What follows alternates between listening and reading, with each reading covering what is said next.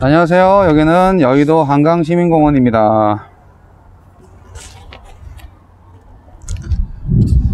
자, 오늘은 9월 8일 수요일 갈라디아서 4장 1절로 11절 말씀.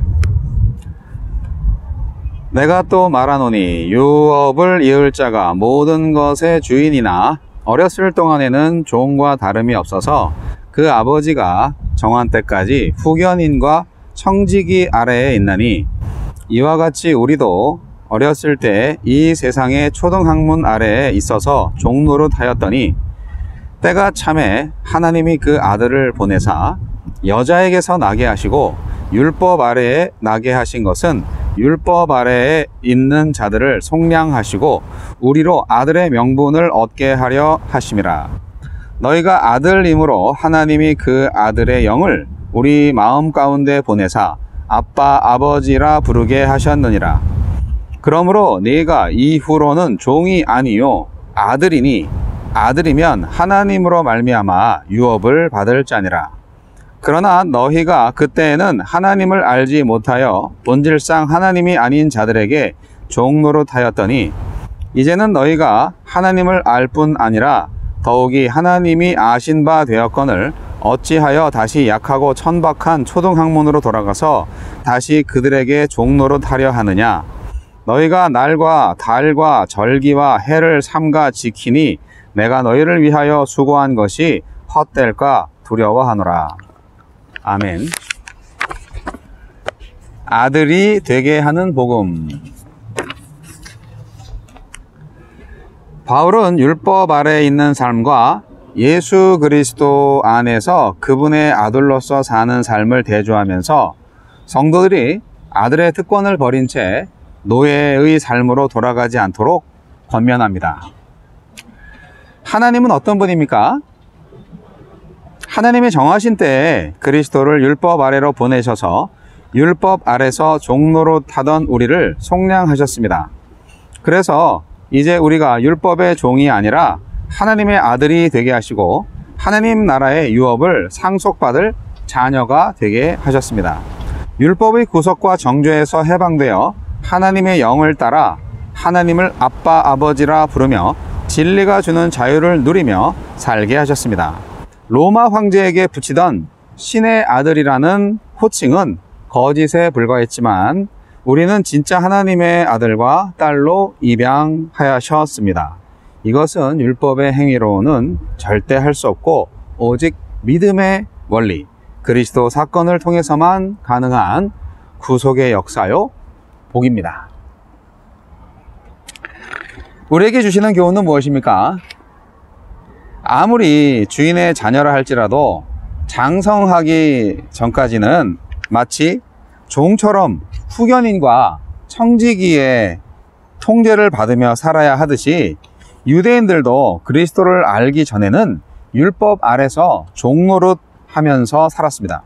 놀랍게도 바울은 율법 아래에 있는 유대인의 삶을 우상숭배하던 회심전 갈라디아 성도들의 삶과 동일시하고 있습니다.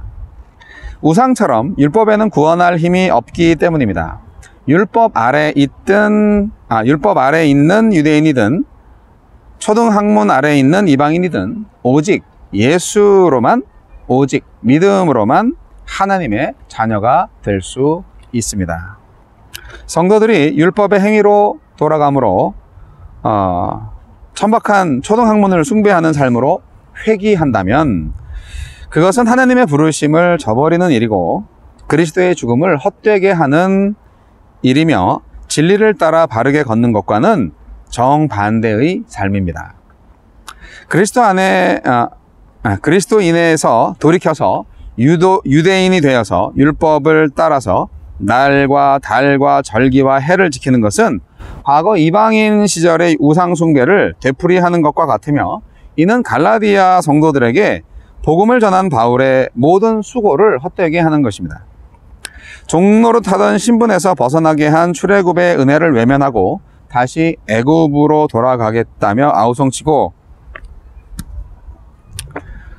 황금 송아지를 만들어 하나님으로 숭배하던 광야의 이스라엘 백성들과 다름없는 악행입니다. 그리스도를 믿는다고 말은 하지만 그분과의 인격적인 교제를 대체할 것을 끊임없이 만든다면 우리도 자유를 반납하고 종이 되려는 이들과 같아질 것입니다. 주여, 주님이 주신 자녀의 자유를 잘 간직하고 누리며 나누며 살게 하소서.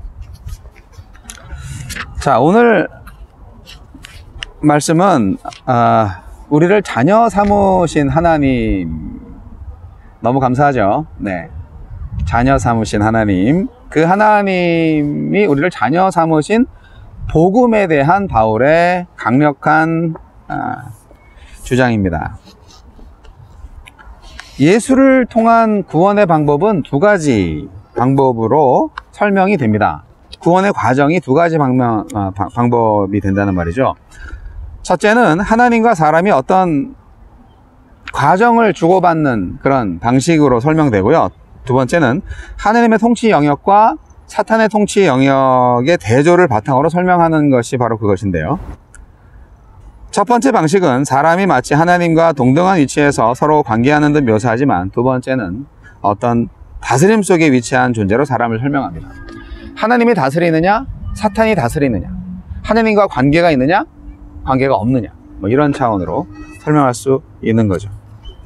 그 당시 로마의 그 사회가 아버지 중심적으로 가정이 꾸며졌기 때문에 아버지가 가장 큰 권력을 가지고 있는 거죠. 그래서 모든 관계의 중심이자 또 재산의 주인이었어요. 바울이 로마 가정의 아버지를 모델로 설명했는지는 정말 확실하진 않지만, 어쨌든 이 갈라디아 교회 교인들은 이 바울의 편지를 보면서 아마 딱 생각했을 거예요. 아, 그렇지, 하나님의 권위를 생각하는 아버지의 권위를 이제 투영해서 이해를 하는 거죠. 그래서 하나님이 우리 아버지구나, 우리 가정의 아버지와 같은 존재구나 하는 것을 알게 됐습니다. 여러분, 그리스도가 없으면 어떻게 됩니까? 네, 그리스도가 없으면 뭐 옛날에 있었던 대로 그대로 사단의 종살이를 하는 거죠. 우리는 그리스도의 종이거나 사단의 종입니다. 아시겠어요? 그리스도가 없었으면 율법이 있는 유대인이든 율법이 없는 이방인이든 모두 종살이 인생일 뿐입니다. 그렇지 않습니까?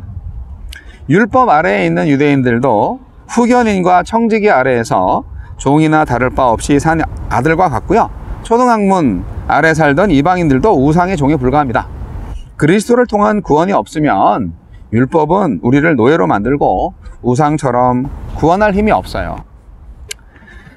그래서 이제 그리스도께서 율법 아래 태어나셔서 율법의 속박과 초등학문의 속박 아래에서 종살이 하던 자들을 구원하셨습니다. 믿음의 사람들을 종살이에서 해방해서 하나님의 아들이 되게 하셨습니다. 그리스도 십자가 사건을 통한 구속으로 말미암아 우리는 하나님의 영을 받았고, 그 영을 통해서 우리가 하나님을 아빠, 아버지라고 부르면서 진리가 주는 자유를 누리며 살 수 있게 되었습니다. 근데 바울이 염려하는 건 그거죠. 다시 율법의 그 행위로 돌아갈 거야? 다시 율법의 시대로 돌아갈 거야? 말도 안 되는 거죠. 그것은 예수 그리스도의 십자가 사건을 헛되이 하는 거야. 하나님의 부르심을 저버리는 일이야. 진리를 따라 사는 그런 인생하고 완전히 정반대로 가는 거야. 출애굽의 은혜를 외면하고 다시 애굽으로 돌아가겠다고 하는 그 아우성치는 그 광야의 이스라엘 민족하고 다를 게 뭐가 있어. 그렇게 갈라디아 교인들한테 막 얘기를 하는 겁니다. 이건 결국 황금 송아지를 만들어서 우상 숭배하는 악행을 하나님 앞에서 저지르는 것과 뭐가 다르겠습니까? 라는 것이죠. 근데요, 저는 오늘날에도 이렇게 율법은 아니지만 율법주의자들이 좀 많이 있다라는 생각이 듭니다. 저는 우리 그 개신교회에서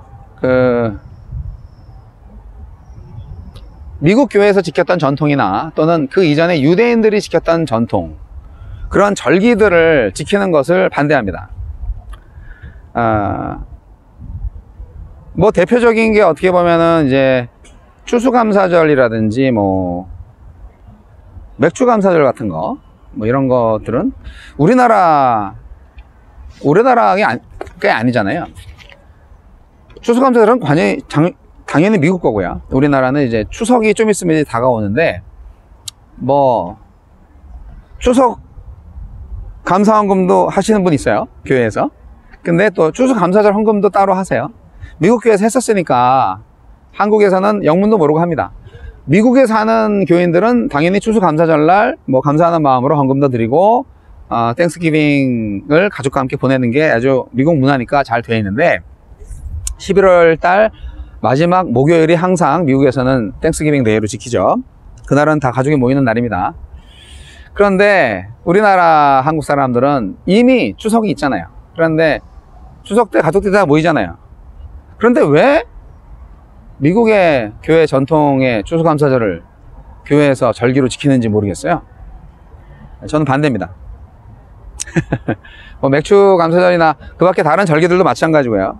그리고 저는 그 부활절 전에 사순절 지키는 장로교 전통 아주 싫어합니다. 아니, 사순절 그거 교회 성경에는 없거든요.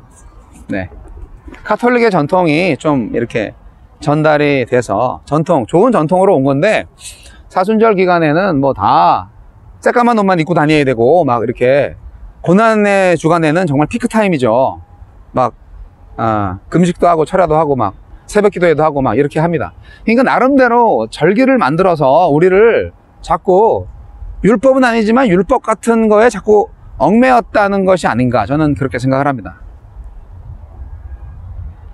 우리는 복음으로 새로워져야 된다고 생각합니다. 복음으로 새로운 문화를 만들어야 됩니다. 어차피 지금 코로나 때문에 주일날 모여서 예배 드리는 거가 다 망가졌어요. 지금 유튜브로 예배하는 거 뭐라고 안 그래요. 그거라도 예배해라야, 그런 입장이기 때문에 이 모든 형식이 다 깨진 상태잖아요. 그럼 지금 하나님께서 원하시는 게 뭐예요? 결국 마음의 중심을 원하시는 거잖아요. 마음의 중심. 여러분, 형식을 통하지 않고서는 우리가 하나님을 만날 수 없지만, 그러나 형식만 남은 신앙생활을 한다면 그건 역시 굉장히 무의미합니다. 그렇기 때문에 형식을 할 수 있으면 하되, 못하더라도 마음을 다해서 중심에 진심을 담아서 하나님을 예배하고 찬양하고, 그리고 주님이 주신 말씀에 순종하여 서로 사랑하며 살아가는 것, 진리 안에서 살아가는 것, 그것이 우리가 구원받은 인생을 제대로 잘 살아가는 길이 아닐까 생각하는데요. 여러분, 오늘 하나님의 자녀가 된 것을 다시 한번 축하드리고요. 율법의 그 종살이에서 이제 그리스도의 종살이로 살게 하신 하나님의 은혜에 다시 한번 감사합니다. 여러분, 오늘 제가 한강시민공원, 여의도 한강시민공원에 나와서 말씀을 보는데요. 저기 옛날에 63 빌딩이었던 그 빌딩이 지금은 63 스퀘어로 되어 있어요. 하나가 인수를 했기 때문에 뭐 잠깐 보여드릴까요? 네, 짜잔. 자, 저렇게 쫙 되어 있습니다. 네, 제 옆에 있는 다리는 원효대교. 네, 원효대교가 이렇게 쫙 있고요. 보일지 모르겠지만 저 멀리에 남산이 조그맣게 보이죠? 예. 예. 그렇습니다. 제가 저녁 시간을 잠깐